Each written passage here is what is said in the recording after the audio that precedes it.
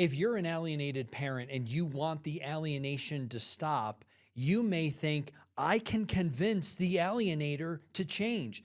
I can show them I'm a good, loving parent and they'll stop, right?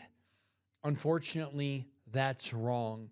Today, we are focusing on alienation myth busting. Hey, this is Ryan Thomas, an adult child of parental alienation who discovered the truth and reconnected. And this is probably one of the most upsetting and sad myths that I have to bust, because what it does is the very notion of it shows just how manipulative and evil an alienator is, where even after twisting a child and convincing a child to push away a parent, to reject a good, loving parent, even after watching that happen, you, an alienated parent, love your child so much that you will allow your own self-worth, your own being to still be up for grabs, meaning I'll say and do whatever I need to. I think if I just show that I'm really good, if I can show them how much I care about the child, that I only care about the child, that I can show how worthy I am to be in the child's life, that the child can be better off with me in their life as opposed to not, that the alienator will change. It's an unfortunate example of just how much the manipulation has affected you, the alienated parent, where their lies, their gaslighting, you've bought into it. And not only have you bought into it and believing that you are somehow lesser than the alienator, that you are not worthy, that you don't have the confidence and the ability to just stand in your own loving authority and say, I'm the child's other parent. It doesn't matter what you think. I'm not going anywhere. My child deserves me in my life, and I deserve my child to be in my life. The fact that you will think, if I can just show them, if I can just prove to them one more chance, that is not the way to go. Because what it does is it just shows more weakness, more vulnerability that an alienator will capitalize on, that an alienator will take advantage of. Now, that's not to say you should come out rip-roaring, fighting, ready for a fight. Everything is fighting words. It is for finding an understanding that says, I am never going to convince the alienator. I am not going to waste my breath trying to prove something to that person that can never be convinced, that can never be, whose heart can never be melted to not do these horrible things. Anybody who is capable of using your child as a weapon against you, there is not enough niceness in the world to change their mind. There is not enough ability for you to fall on your proverbial sword and say, I'm sorry, please, please, please give me a chance. Not only does that not work for the alienator, not only does that not work for the child because they are under the influence of the alienator, not only does it not work in general, it feels terrible. It feels terrible for you to have to demean yourself to that level, to think that that is what's going to change the alienator's mind. What I am here to tell you as a formerly alienated child is that you have the ability to focus exclusively and solely on the child. What do they need? What are they not getting from that alienator that you can fill in the gap, that you can be the difference maker? Those are the things that are going to make a difference. Those are the things that are going to change how your child thinks and feels about you. The alienator is not going to stop. In fact, if an alienator sees that something that you're doing is working, instead of going, wow, this is really nice, they're having a relationship with both of us, that will intensify their alienation. Now, by the way, that's not a reason to stop, right? In order to get to progress, there's going to be a change that the alienator is going to see, not like, and ramp up the alienation.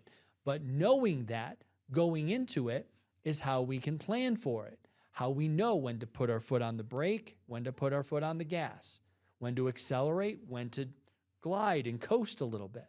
But these are the realities that when the alienator thinks as though something is changing how your child thinks and feels, and maybe I'll stop, maybe I'll give this a chance. No, they go the opposite direction.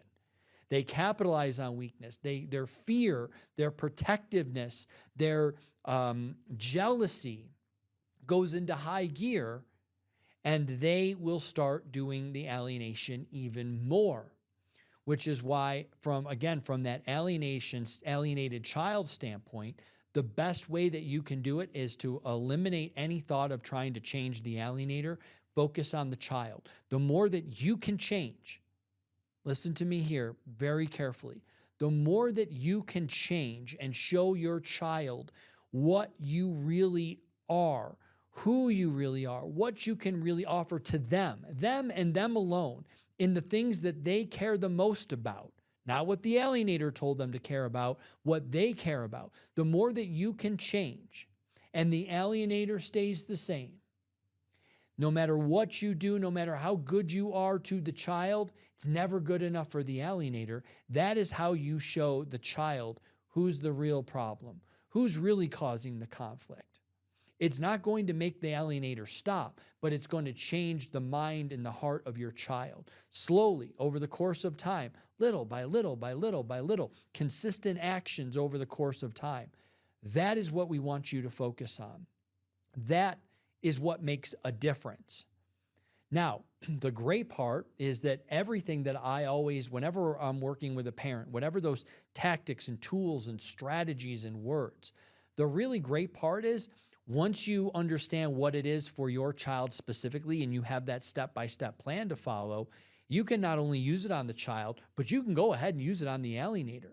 You are 100% consistent with your story, with your messaging, with how you're presenting yourself, how you're telling your story. You're telling it to the child. Sure, you can tell it to the alienator, beat the alienator at a game they don't even know they're playing. Like, whoa, I don't know how to react to that. I'll just go back to the same old playbook I use. I don't know what to deal with that, how to deal with that. But you use the same messaging, the same strategy for your child. You use it for the alienator, use it for professionals, for teachers, for other people that are involved in your child's life. So you're just 100% consistent.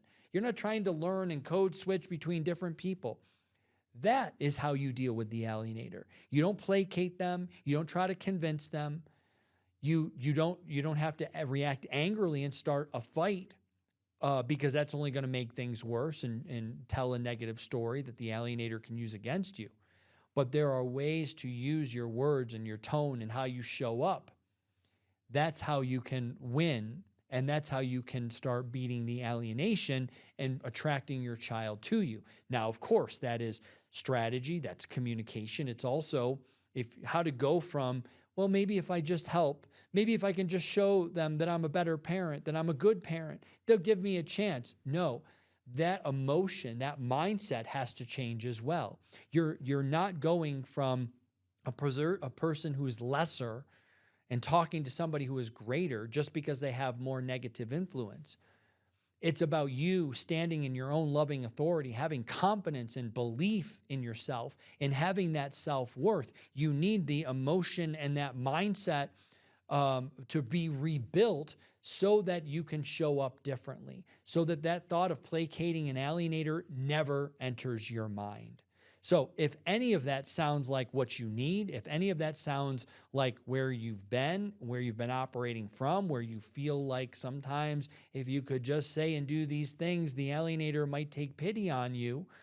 If that's you and you want to do things differently, you want strategy, you want tactics, you want the words, you want the mindset, you want the emotional support to build yourself up and to project that out and tell a new consistent story to everyone, and you want that help and guidance from me, there's a link below this video. You can check it out, learn all of the details, and I look forward to the opportunity to work with you. So remember, it's always about focusing on the child, not the alienator.